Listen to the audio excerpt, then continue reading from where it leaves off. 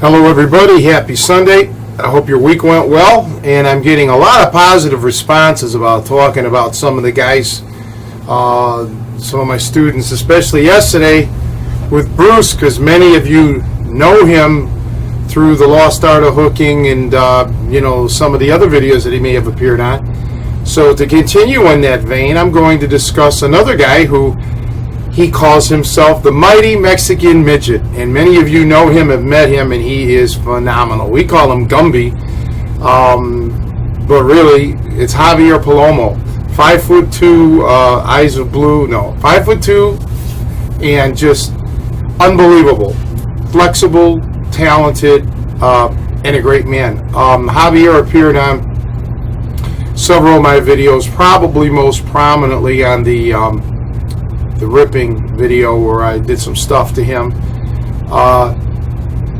He's another guy who just came stumbling into the gym. I guess he found me on the internet, tried to look for me, and one way or another, I've known him for, over 15 years, and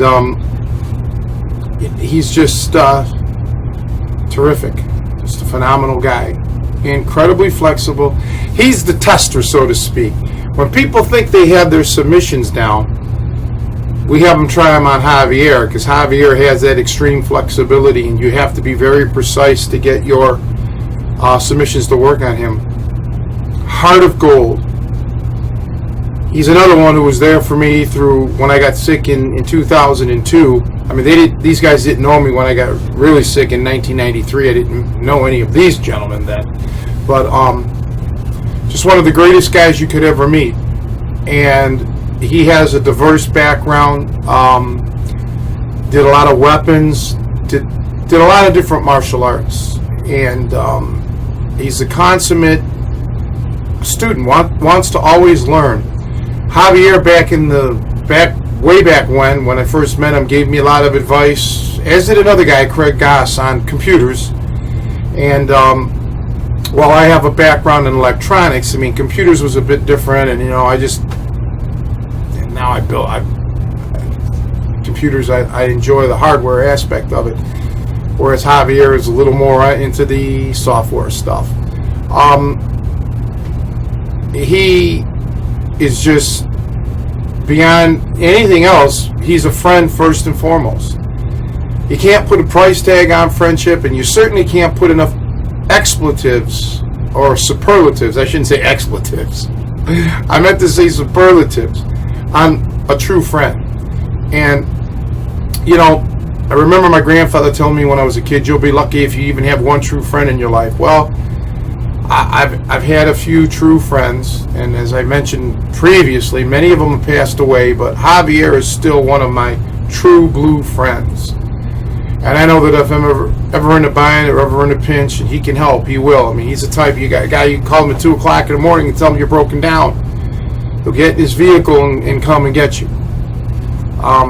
He's another one who we were together when he was going through trials and tribulations as well as me, and that's the sign of a friend. You don't have to be in contact every day. You don't have to see each other every day, but you're always there. You're never out of somebody's mind and thoughts. Javier is one of those guys that I like to, when you, on the internet, many people think, Tony's strong, he's big, other guys like Brian Klaus are big, all these guys. I remember Javier, when I first met him, he really got angry at the people on the television or whatever that would say, like, Hoist Gracie's a small guy, because Gracie was popular then, and he really wasn't at all. Actually, he was above normal for height. And I believe he was 6'1", and about 180 pounds. That's the average man is like 5'9", and Javier's like, I'm a small guy. I'm 5'2". I'm a small guy, and he really is. But he's a giant. I've had high-level, world-class guys get on the mat with him, and they marvel at him. I mean, they can get him from size and control, but they don't submit this guy, okay? He's very special. And, every time I hear anybody kind of give me an excuse of why they can't, I don't really normally get into their business, but I just focus on people like Javier who don't know what it's like to say, I can't. Javier will never say that. All he's ever said is, I haven't yet. Okay? And that's a sign of a champion to me. And there's just no one who's pound for pound got him topped. I've met a lot of guys. I've seen a lot of guys through the years, through the gyms, and I'll tell you, Javier is one of those guys that will always leave a special mark on you.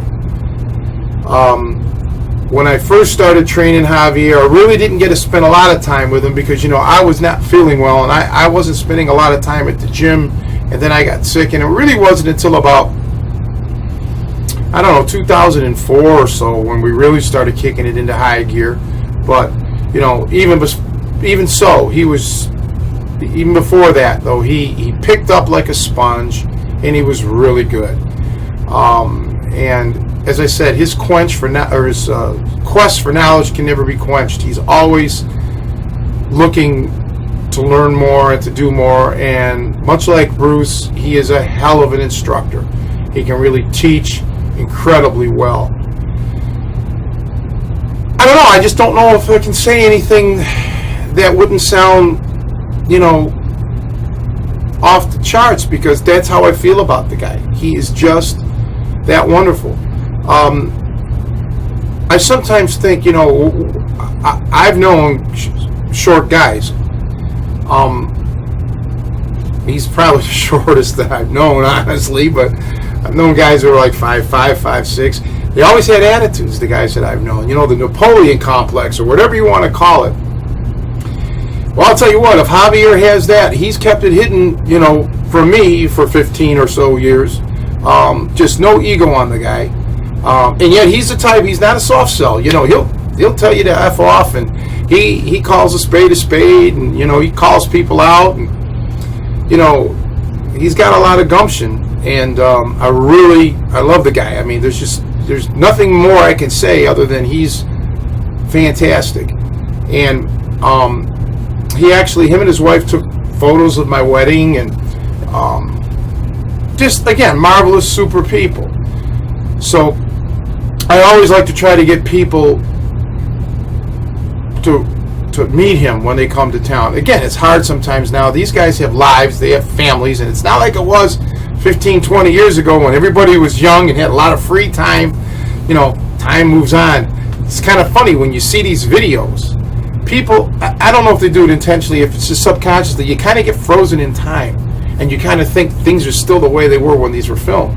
People tend to forget that this was filmed in the 90s or the early 2000s. Man, that's 10, 12, 15 years ago. I believe the Lost Art of Hooking is now 16 years ago. Time moves on. And yet our friendships we're all still together, and thankfully some of us are still in the Chicagoland area.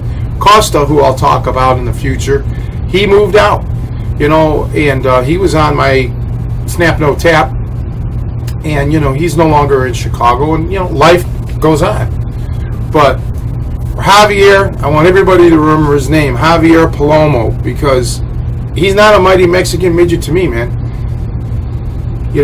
He's a mighty man, period, and he'll always have my undying respect. And in any conversation that I ever had with anybody about athletics, I've always mentioned his name, and I've always said it with the highest accolades. So Javier, I want to say thank you for everything. Thank you for being there for me when I was sick. Thank you for being there for me when I needed help. And I'll always be here for you, buddy. You are one of the greatest people I've ever met in my life. All right, everybody, I will talk to you guys tomorrow. Have a good rest of your Sunday.